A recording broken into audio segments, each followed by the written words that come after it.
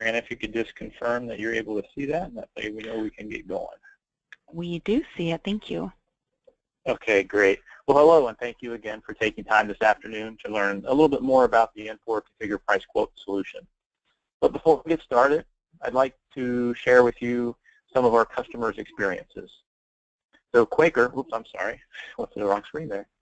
Quaker is a window and door manufacturer, and they talk about how Infor CPQ is driving continued and steady growth year after year, more than doubling their annual revenues over the last 10 years.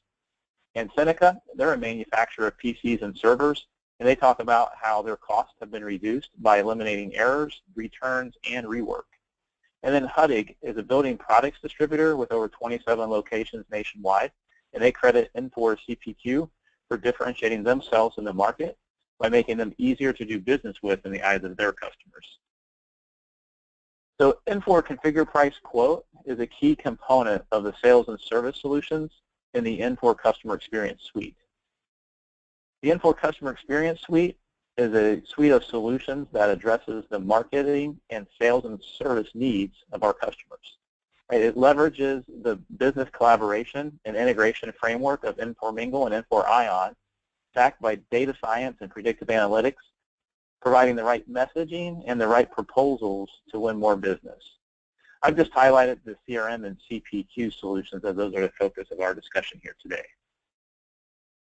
So Infor CPQ addresses tough customer challenges like flat declining sales, increasing cost, and brand commoditization. Flat and declining sales could be results of reps that aren't productive and maybe long lead times for introducing new products or service offerings. Increasing costs that are driven by order errors, rework and scrap, or maybe a lot of duplication of efforts. And then finally, brand commoditization results from being difficult to work with and inconsistent service. So Infor CPQ addresses these tough customer challenges with a complete solution. It's about configuring more than just products, but it's also about including systems of products and services to deliver a complete solution to the end customer. And pricing is not just about a standard list price with maybe some simple discounts, but it's also the ability to calculate cost and margins, dealing with complex discount structures and price adders to drive dynamic price optimization models. And quoting is not just about generating a simple quote document. It really addresses the need to enable self-service quoting across all sales channels with a web-enabled solution that would help users efficiently manage both simple and complex quoting requirements, as well as just being able to drive to the right types of SKUs for the particular application of the customer's need. And then finally, automating the quote-to-order conversion process to drive the fulfillment processes downstream while also providing the exact same powerful configuration experience within ERP systems to manage order changes. So many of these processes, they typically exist within various organizations today, but a lot of times they're not automated. They may rely on multiple technologies like Word, Excel, or other types of configurators. They may not be fully implemented.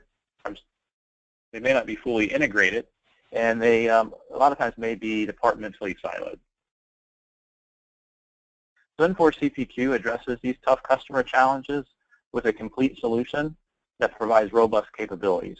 I'm going to highlight 5 right now, which is just the easy configuration of pricing and products, multi-channel quoting and ordering, the ability to generate dynamic images, drawings, and 3D models with compelling proposals and anytime, anywhere access. We'll take a closer look at these capabilities later on in the demonstration. Infor CPQ addresses those tough customer challenges we talked about earlier with a complete solution that provides robust capabilities on a platform that's unique in the marketplace. Infor CPQ is built for the enterprise, it's built for the cloud, and it's built for personalization. Other CPQ vendors in the marketplace may offer 1 or 2 of these types of tenants, but Infor delivers on all 3.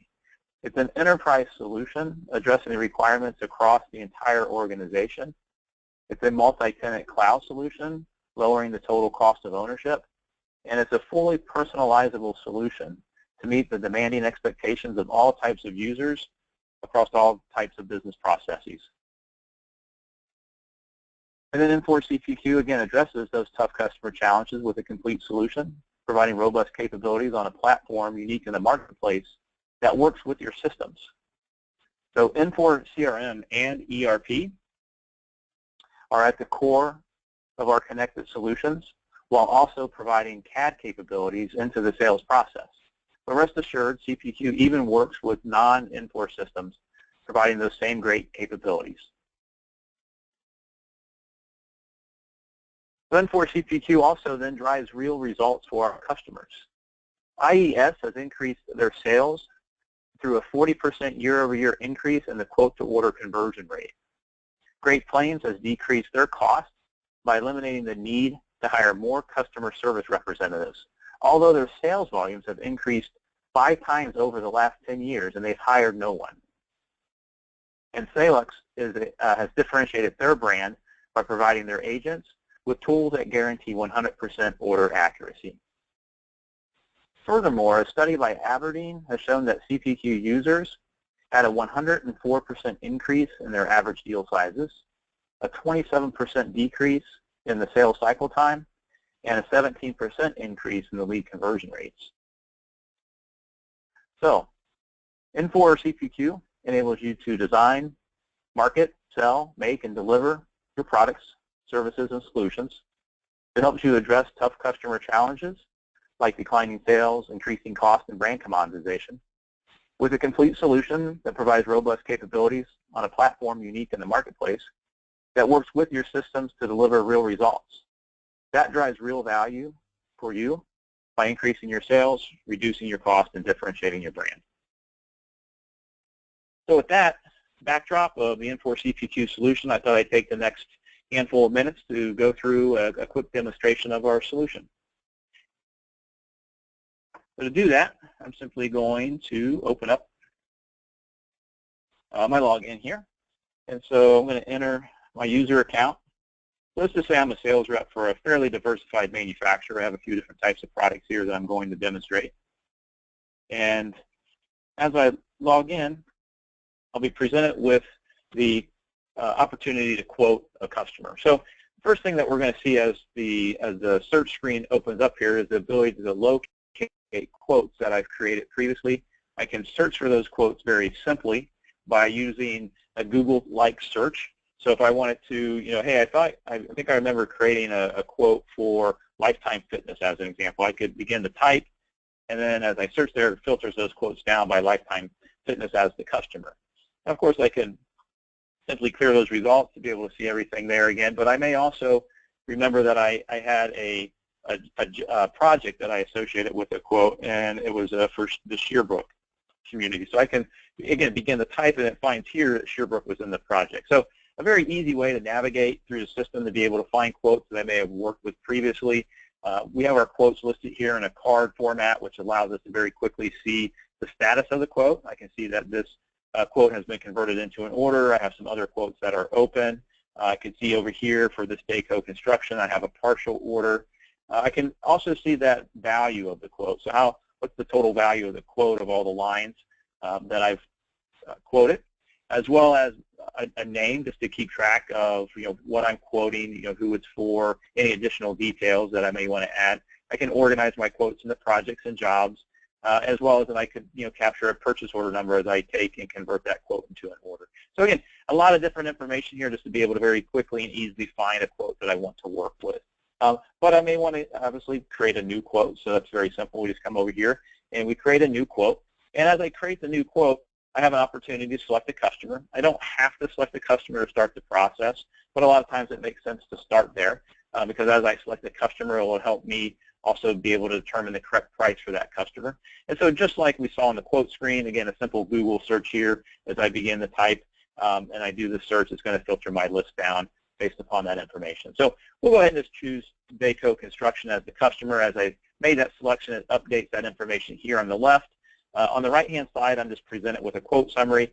Nothing yet really going on of great significance, but I could, if I had contacts defined for that customer, I could go ahead and select the contact that I'm working with. If I had different ship-to addresses defined, I could also select that here. You can certainly go into the details of the header. So by selecting the customer record, it would do what you would expect in terms of default address information, et cetera, just based on my setup. So as I review the header information, Again, I could come down here and look shipping, payment information, etc. But I'll just quickly go back to the lines. Again, I have not added a line yet. So the next step in the process would be to identify a product. So here, as I add items, I'm presented with my product catalog. And as you saw with the quote search, as well as with the customer search, as you might expect here, I can begin to type. And as I, as I begin to type and search, then it will find anything that contains that character string AU. So I did a search, and it happened to find the hub grease. In here, I have a character string with AU. There's the for automotive in the description. So again, it's going to search across multiple fields. I happen to be interested, though, in the auger.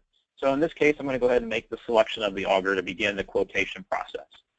So as I select this particular item, I'll be able to see additional descriptive information regarding this type of item that I've selected.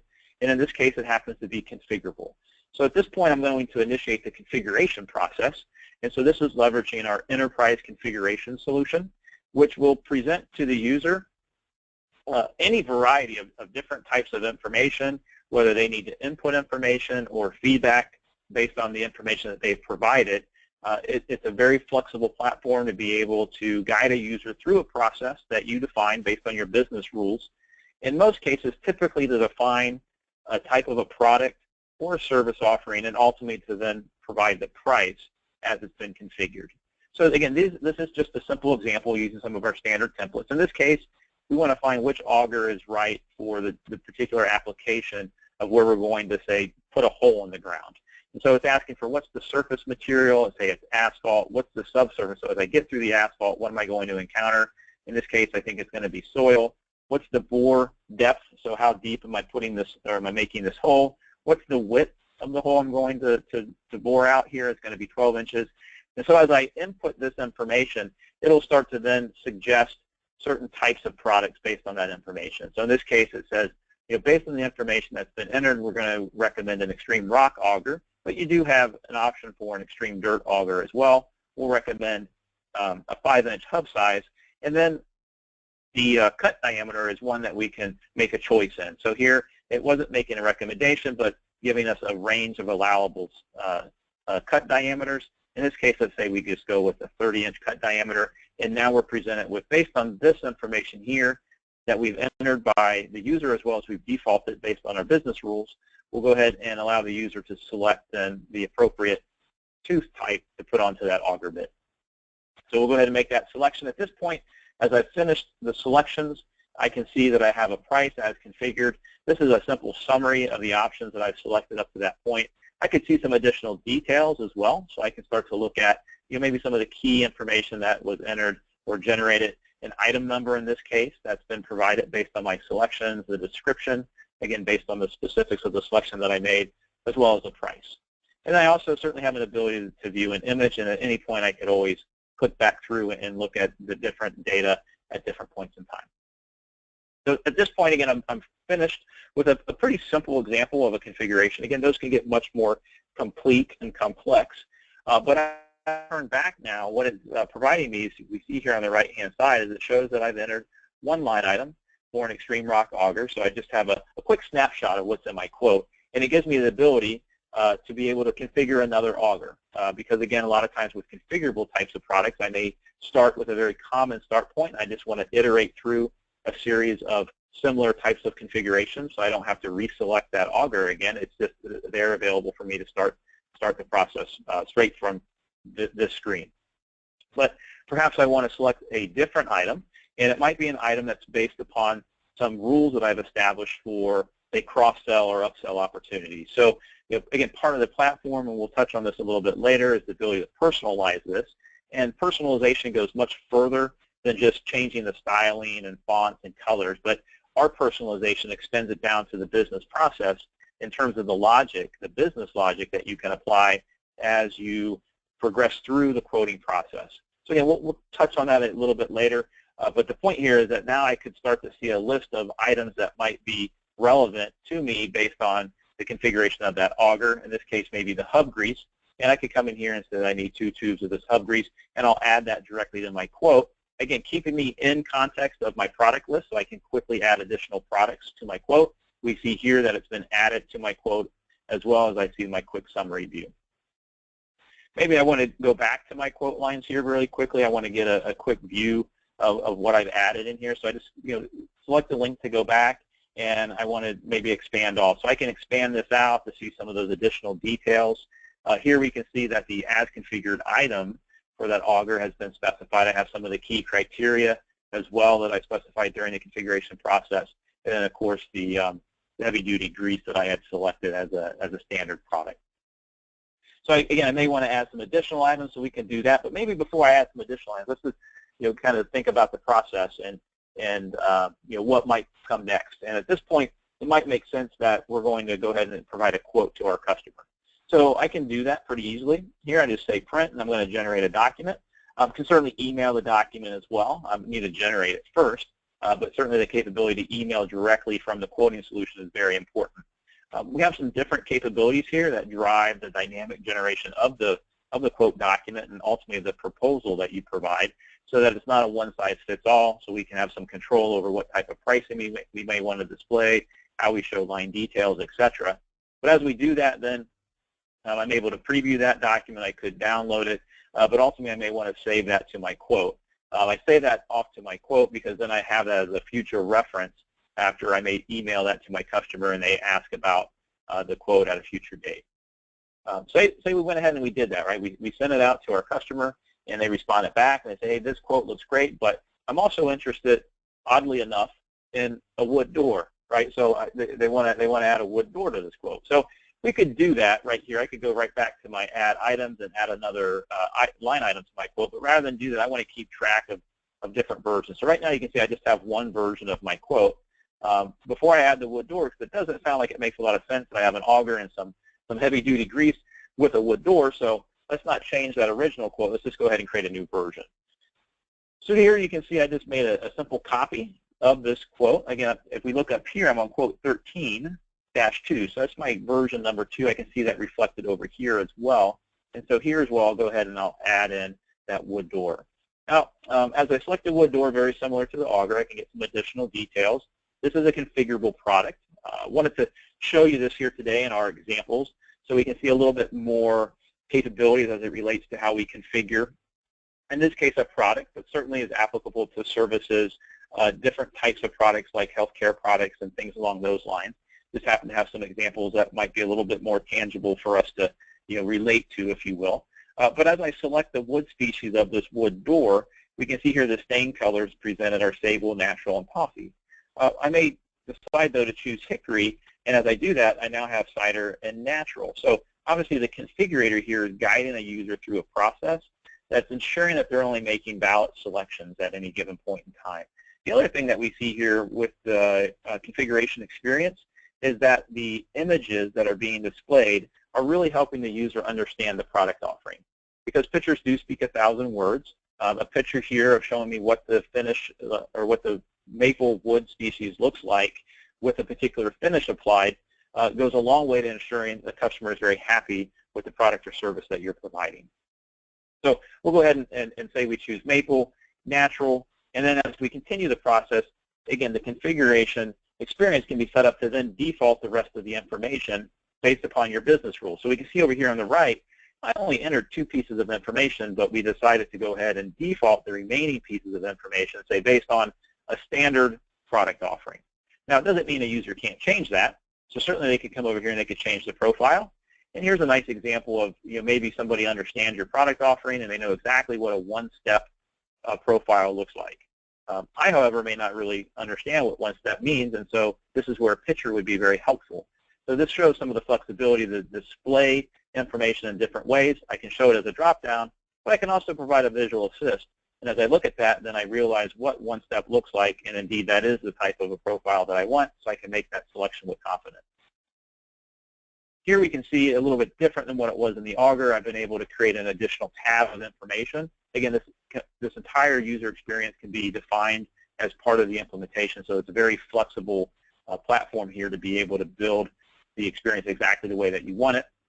But as we look here at some of the additional options that have been default, I'm just going to switch here to that I want to show a 2D drawing. And so as I look at that and I want to switch to my drawing tab, here I can see the door as configured. Now what's happening here is that this isn't an image. This is literally a CAD drawing that's being generated as I make option selections. So as I switch to the arch panel with a square top, you can see that the drawing has been regenerated to reflect that option. Again, I'm not selecting out of a library of images. This is a parametrically driven drawing based upon an intelligent CAD model that was created to then return back to the user the information in the context of a drawing so that they understand exactly the impact of the attributes that they are selecting. So we'll go ahead and add some dimensions on here. Maybe we'll take this out to a 32 wide so we can see what that looks like when we go out to 32 inches wide. The lock rail location, maybe we'll go ahead and we'll say we want to move that down to, say, 36. So again, this becomes important here because we can start to see visually the impact of our choices against the actual product that we're configuring. So that immediate feedback certainly helps the user to understand what they're getting and eliminate any types of rework downstream in the sales process and or manufacturing process. So here we can now also see that we have this door priced out at $336. I can go ahead and finish that up, and again, that'll bring me right back here to the product page to allow me to configure another door if I chose to do that. Let's just say we want to go back to the line items, and as we look here at the door, in the context of this quote here with the auger and the grease, we may realize, oh, well, based on this SKU, I actually didn't want to have this maple species. So certainly any item which is configurable, I would certainly have the ability to change.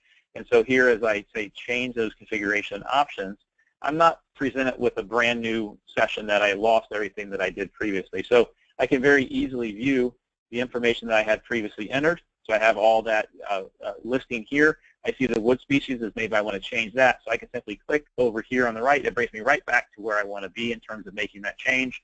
We'll just switch this out to cherry and say paprika. So even though I'm making a change and I have to select the stain color, it's because the stain color I had previously selected with maple isn't valid with cherry. So I make the selection that's valid with cherry, but yet the rest of the information is maintained. There's my one-step selection as well as the arch panel, 32 wide, and the movement of the lock rail. So I don't lose anything when I go back and make changes. Again, very important as we go through the quoting process. We'll go ahead and finish that out. I can expand out in that particular line item. I see that I have my drawing there with some of the key configuration attributes being defined here as well. So at this point, though, as I've been working with my customer, they understand, you know what, actually I don't need that wood door. I really am interested in that first version of the quote that you had generated. So that's great. We can come back over here. We can look at version 1. Here's my version 1 with the auger and the grease. And so again, I can toggle back and forth between those, no problem at all. Certainly from a quoting perspective as well, I can look at any document I may have previously generated. So there's that customer bid document or quote document that I had generated for that version 1. So here would be a complete listing of all the different versions of the actual document that I generate to send to my customer. Certainly have the ability to do that. And again, going here back to my line items. A couple of other things that are pretty interesting here as it relates to some efficiencies we could drive into the quoting process is we can do some price adjustments. We can certainly add comments. We have some attachments, but I also have the ability to copy. So again, whether it's configured line or a non-configured line, as I copy that particular line item, it gives me an exact copy just as you would expect. But what's nice about it then is because I have that copy and I have all that information already selected, it's very easy for me to quickly make changes. So again, not all configurations might be as simple as this, but as they become a little bit more complex in this type of a scenario where I can start with an existing configuration and then make changes to that configuration very quickly and easily, allow me to get through that quoting process much more efficiently. And if I find that I want to leverage this configuration on other types of quotes or for quotes for other customers, I can actually even save that. So here, this configuration, I can do what's called a name configuration, and maybe this is what we call a template auger. So again, I can call this whatever I want. So it's a way for me to be able to look it up a little bit later. And now that I've saved that off, if I was to come back over here and I was to add items, whether it's for this quote or in another quote, you can see here that I have that template auger defined to where now I can just add that to my quote versus going through the full configuration process as if it were for an unsaved configuration of that item. So if let's just go ahead and look at that, I'll add that here, and you can see it's adding it, and in the background it's validating those business rules. This is a great way, again, to be able to set up a lot of pre-configured items or services, always validate against current product offering as well as pricing, and be able to bring that right back into the quote very quickly without having to force the user through a stepwise process, again, as much as that may be warranted to the types of products or services and how you choose to go to market. So again, you can see here I have these items listed in my quote. If I was to expand that out, of course, then I could always change that configuration as well. And again, maybe I don't want that in here, so one of the other things, I can just remove any item I want from the quote, and it will go ahead and take that out very easily. So at this point, let me just go ahead and I'll remove this one as well, just to kind of keep everything nice and aligned here. I'm ready to convert this into an order.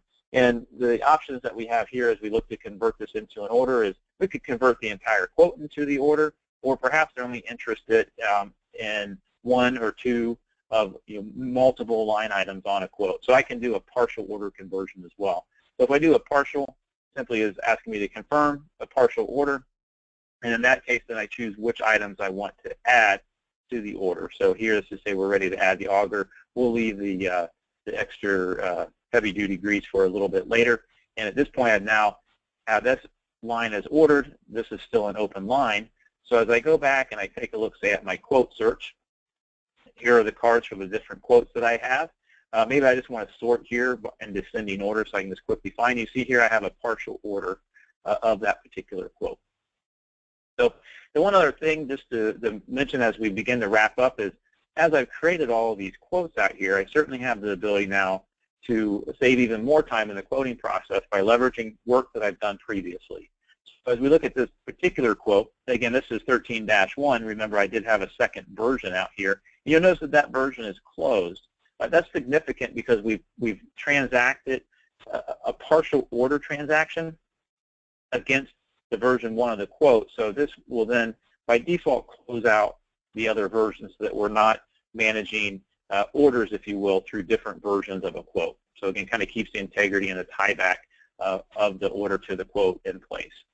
Now, regardless of whether it's a partially ordered quote or if it could be an open quote, it could even be a quote that's closed, and we'll just do it with a closed quote, I could view that information. I could print that out. I could delete it because maybe I don't want to look at that anymore in my records or in the quotes that are returned.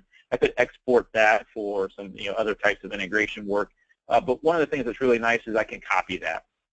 So when I copy that quote, what will happen is as I look at these particular lines, is it will validate those line items again in the background. So it will validate to make sure that my auger is still a valid combination of options, that the pricing is still valid for the auger as well as for the hub grease and for the door. So again, you can see I brought in those 3 line items under a completely different quote, allowing me to very quickly go through, make any adjustments that I might need to do, such as removing the hub grease, and then be able to maybe go ahead and convert that entire quote into an order, really just in a matter of seconds, without having to go through a complete process of having to re-specify everything. In the case that a customer comes back and they really want to reorder something just like they had done previously.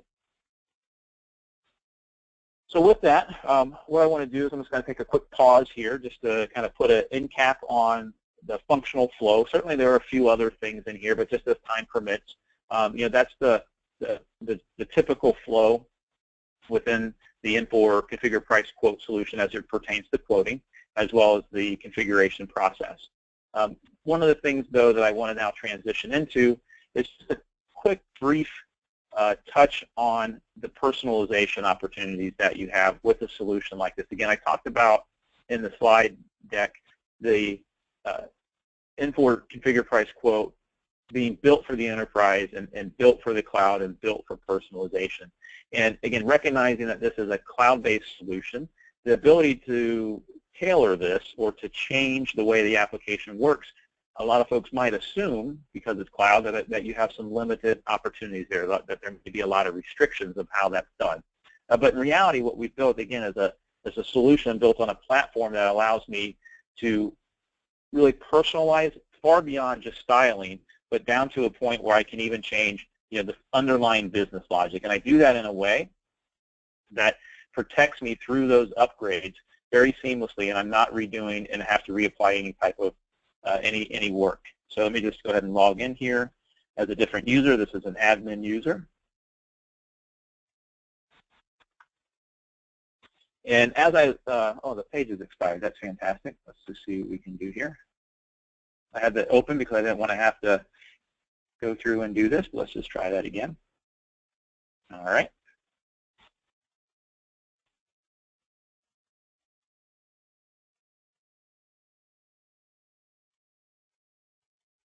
Okay, so this page didn't expire, so that's great. So, excuse me, so as I log in, I'm logging in as a user that has a profile as an administrator to the system. And as an administrator, I have some different types of capabilities here within the enterprise quoting solution itself, where I can define different entities and some application settings, etc. I certainly have views also to the quotes that my users have created. I can see that here. But really what I'm interested in showing, because this is just kind of standard system setup type activities, but as it relates to the personalization, is I want to switch here my application context to the enterprise quoting designer. So from an enterprise quoting perspective, the ability to leverage the solution for different types of quoting processes or different types of sales processes, maybe one where I'm selling direct versus maybe one where I'm quoting out of a CRM opportunity, etc. I might want to tailor, again, the steps of the process to be very specific to different types of use cases, if you will. So as the screen is loading up here, and I might have just had another timeout piece here. There we go, customer layer. Okay, so when all else fails, we always need to be ready with a backup. And so I do have a backup here. And we're going to go here to the slide.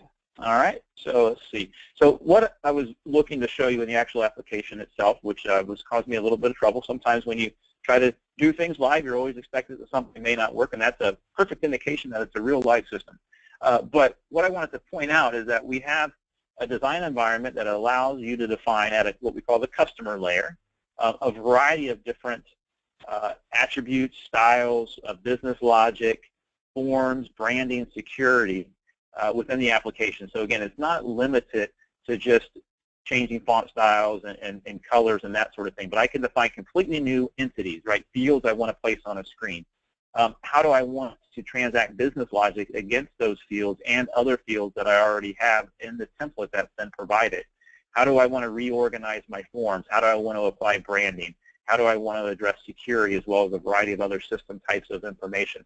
So this is the environment and the platform that we provide that really enables you to have a tremendous level of personalization to really tailor the solution to meet your specific business needs. Again, down to business logic that is rule-driven. So these are different types of rules, and each of these rules have different types of attributes. And the other underlying principle behind this is that this is something that can be fairly easily learned, right? We abstract away some of the complexity of programming, right? I don't need a Visual Studio license and have to open up, a bunch of code and have to think about how I need to put squiggly lines here and slashes there. It's not a development environment in that sense. It's absolutely an environment where through training and some implementation support, you can become very self-sufficient to build out all the different types of solutions that your business requires. So with that, I want to show one more piece to make sure that we're tying everything together. So we looked at the quoting process here, and we looked at in the quoting process how we would initiate a configuration session. And the enterprise configuration capability is very important because whether we're working in a direct quoting scenario where maybe we're enabling a sales channel to quote directly, self-service quoting, or maybe we're working within CRM.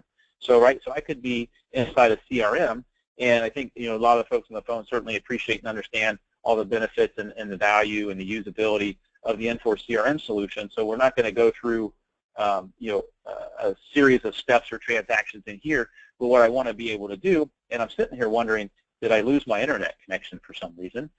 This is actually hosted externally. I'm working from my home office. It looks like I have a connection here. So let me just see if I can initiate a new one, because for some reason things are not flowing the way that I had expected.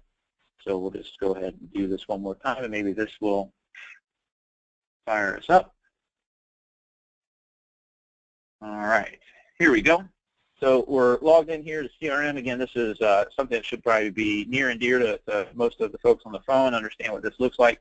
What I wanted to show is the nice connection point here where we're able to leverage the enterprise the enterprise configuration capability of the Infor CPQ product within CRM. So actually, rather than opportunities, I wanted to go to accounts. I have an account set up that I know I have some lines associated with. So it's Abbott Worldwide as my fictitious account.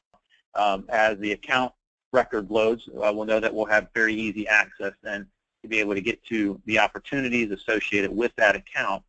Within the opportunity, as well as within quotes and within the sales orders, is I have the ability to launch the enterprise configuration process. So again, whether I'm in an ERP, whether I'm in a direct quoting scenario, or I'm in a CRM process, I have the ability to leverage the Infor CPQ configuration to enable product selection, feature option selection, generation of the correct price, etc. So obviously I'm having some connection issues here. We'll just maybe let that spin out just for a bit longer. And at this point, though, I think what I'll do is we'll just check with Brianna to see if we want to go ahead and open the line up for any questions, or if there have been any questions that have been submitted on the forum. Thanks, John. Right now we have one question in, but I was to remind everybody, if you have a question, please go ahead and post that. Just wondering, how does CPQ integrate with Infor CRM? That was my hope, to be able to show you that here. So we are integrated with Infor CRM in the opportunities, quotes, and sales order records, if you will. And the way that we're integrated is in the context of the enterprise configuration solution, so that as you select a product, which you can define as a configurable product, then that product will launch. You have the option then to launch into a configuration session that would take you through the steps that you saw in the example of the auger and the wood door to be able to generate a price. So thankfully here we got one open. Apologize again for some of the system problems that I'm having. Obviously got a little bit of a connection issue. When we see here, I have your stereotypical bike as well as the door. Let's just take the example of the door, which we saw that before.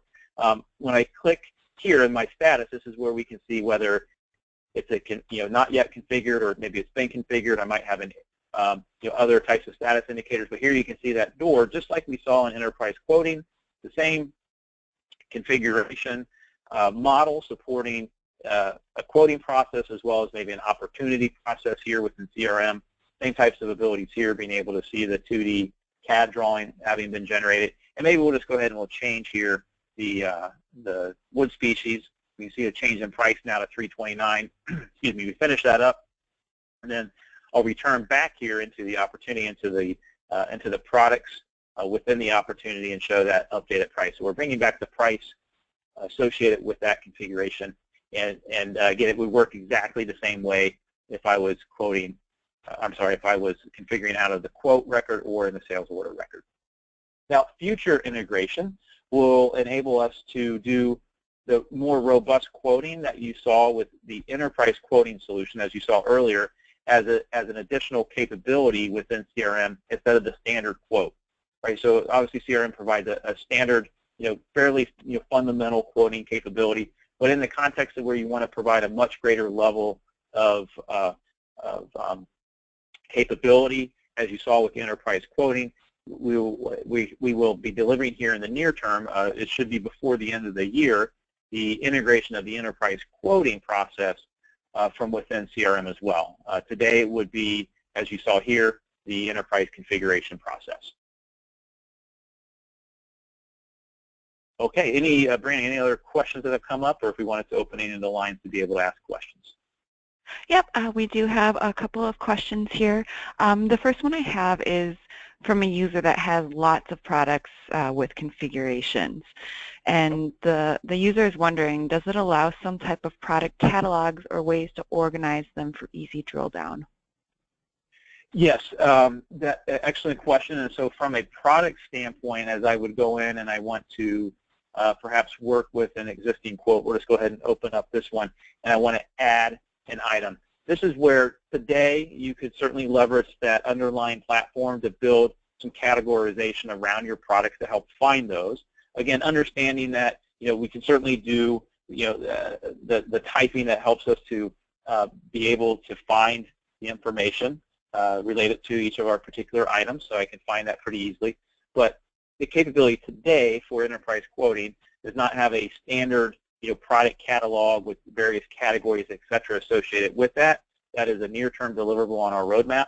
So in the interim, of course, then you can certainly leverage the platform to build whatever type of additional filtering capabilities or product categorization capabilities you would want around your items.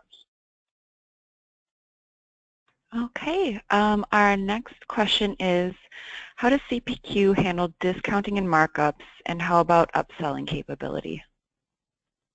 Yeah, so from a discounting and a markup standpoint, if we were just to maybe go back in here and we take a look at this wood door, the possibilities there are really limitless. And what I mean by that is sitting behind this configuration experience is a configuration model, and that model allows you to define exactly how it is you want to address your various pricing scenarios. So in this case, a very simplistic model here says I have a base price for hickory. Now, it doesn't get into discounting at this point because it's just a simple model, but we provide you the tool set that allows you to define exactly how you want to price, inclusive of whether you're pulling cost and adding margin, you're looking at margin, or if you're just doing a market price with discount. We don't come pre-defined with a structure that you have to follow. Our tenet in terms of what we bring to the market is one that provides for ultimate flexibility to give you a very easy to utilize platform of tools that allow you to define exactly what you want to meet your different business needs within different areas of the organization, as well as to be able to easily change those as your business needs change, because we know that if you stay the same over a period of time, you're likely going to fall behind. You have to continue to evolve, and again, our tools enable you to do that very easily. So the answer is you define exactly what you want it to be. You leverage the tool set to be able to do that. Okay, our next question is there a minimum number of users needed to get started with Infor CPQ, standard or enterprise? Is that? Yes, I believe right now that the minimum number of users is 50. It sounds a little high, so I might be thinking of another type of product. So please, with that in mind, if you're interested, certainly feel free to reach out to me, and I can get you a definitive answer for sure on that. And here, as we look at the slides, this is my contact information there for anybody who would want to follow up, so I can make sure I give you the accurate information regarding minimum user count and/or anything related to pricing. And in the follow-up email you'll receive after this webinar, you'll have contact information in there too, just in case you think of something later or you didn't get his email address written down. I do have a couple more questions. One of them is, can CPQ handle multiple currencies? Yes, absolutely. So multiple currencies as well as certainly multiple languages. And really we like to talk about it in terms of the culture. Because culture talks about language as well as currency, but also formatting. So whether it's date formatting or numeric formatting, it takes that into consideration. And the culture is associated with a user, so that again, as a user logs in, then the profile establishes their culture, and then therefore the language and currency as well as the formatting. Great, and then we do have a pricing question. What is the per user licensing cost? Yeah, so if you can just follow up with me on that, that's one of the things that we would have to make sure that we understand what the minimum user counts are, and then be able to provide you accurate pricing. So I'll be happy to follow up with you after the webinar here. Perfect. And then I had a question, if this demo is being recorded. I can answer that. Yes, this demo is being recorded, and that will also be, information about that will be part of that follow-up email as well. But John, it looks like that was the last of our questions. Okay, well, very good. I appreciate everybody's time today. Thank you for your questions. I look forward to following up with some of you afterwards. And certainly if you have anything that comes to mind, as Brianna had mentioned before, certainly feel free to follow up based on the information she provides at the conclusion of the webinar. All right. Thank you for joining us today, everyone, and thank you very much, John. That was very informative, and it was cool to get a closer look at that product. So, You're very welcome. all right. Bye now.